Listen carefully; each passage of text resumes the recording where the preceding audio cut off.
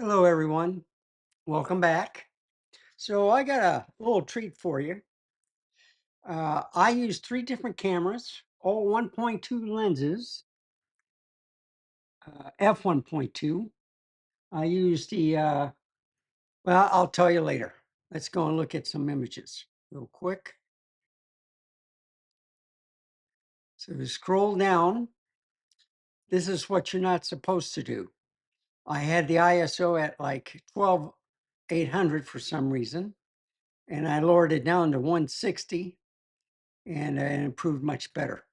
Also, the fact I had some settings wrong. I have a hot shoe with an EVF to work with this camera, and I had the settings wrong. I haven't picked up this camera in quite a while, but you can see all the noise. And when I went back into the menu and started looking at the different settings, I realized what was going on. And this is where I improved on the ISO, starting with these two pictures. So this is a 32 millimeter f1.2 lens. Uh, I think I lowered to 160. I'm not sure. And it is an older camera, but you can get some great shots. It's not the best. It doesn't have all the megapixels and stuff like the newer cameras, but that's a great shot right there too.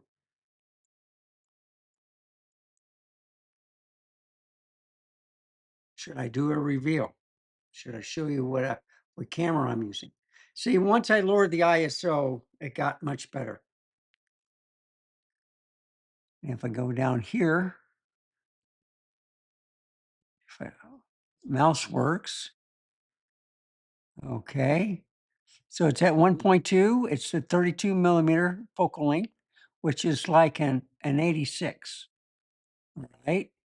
The reason why I use that is I was comparing the 1.2 lens. I do have the Nikon Z 85 millimeter 1.2, but I didn't use it. I just used a 50 1.2 and a 51.4 on another camera system. So anyway, get rid of that screen. I will reveal what cameras I was using. But you see, by fixing the ISO, it cleared up a lot of things. I couldn't figure out what was going on. And then when I looked at the ISO, I said, that was it. That's why I had all the noise. So these pictures are great for this tiny camera. And, I did take off the EVF after a while because it was slowing the camera down. It was sitting on a hot shoe. And you see, uh, even with the fast, if the dog was moving, he was out of focus. And I think I finally changed the cameras. So let's see.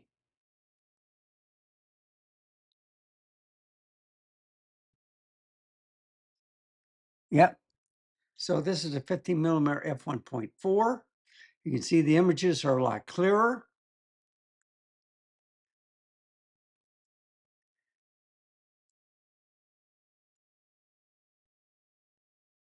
And I can zoom in. You see no problems. It's sharp, it's clear.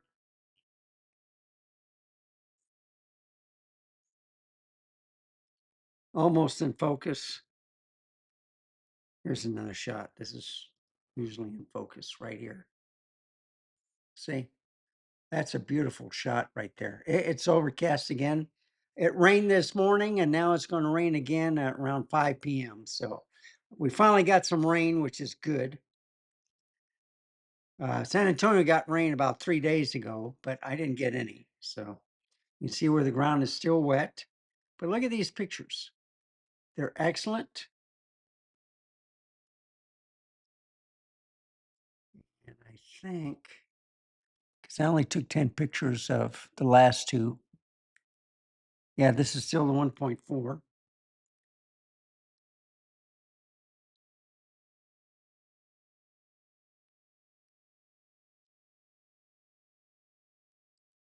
See, I like the old program better, but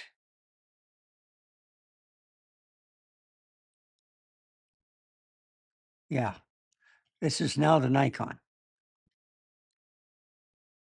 And this is the ZF. Let's just zoom in a little bit. So the light bulbs aren't clear, but everything is sharp. Even that row of lenses right there. And then that one lens to the left where the post is. And then these two.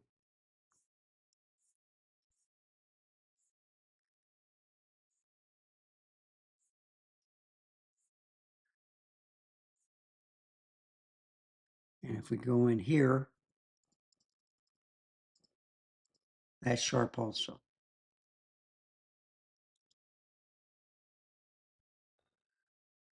Okay. Reveal time. Let's go to the best picture, I think, so far. Do that one. Set them.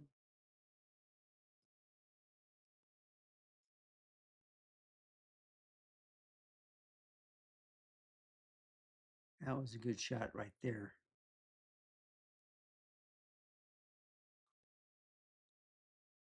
Right there is my favorite, I think. He loves sticks, but he was moving. So let's go back here. That one right there. And that's a great shot.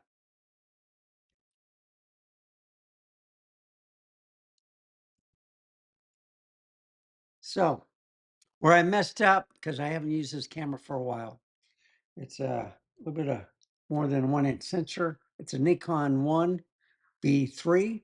It has an EVF. It slowed down the picture quality a little bit. Then I realized it was the ISO after it took about 10 shots. So the last 10 shots, the ISO was 160. Everything cleared up. Everything was working. This is kind of like an 85 millimeter 1.2. And I thought I'd try it out. The other two cameras, the next one was the G87 25 millimeter, which is a 50 equivalent, and it's a 1.4. So I have been looking at the 1.2 Olympus. I haven't decided to pull the plug on it because is there really that much difference between a 1.4 and a 1.2? Yes, the Olympus has a feathered bokeh if you want that, but you also want sharp pictures. So I like a happy medium at 1.4. I got the 1.8s, 1.4s, and 1.2 for Nikon. So I have all that class. It's just I don't usually use the 1.2s because I don't shoot models and stuff. And at nighttime, they're pretty big lenses, so I want to be a little bit more discreet. So I've been using the 1.4s more. The 1.8s are always sharp. Okay. So last camera, ZF with this big lens, 15 millimeter, and it's not as big as the 85 millimeter. That's a big monster, but fantastic pictures, sharp. Um, I tried at max megapixels. The Nikon one, I think, only has like 12. I can't remember. This one has 25. The older Panasonics have like 16. And the ZF has a 24, 24 and a half. Just want to show you the pictures of what you can do with different camera systems. You got to set it up correctly.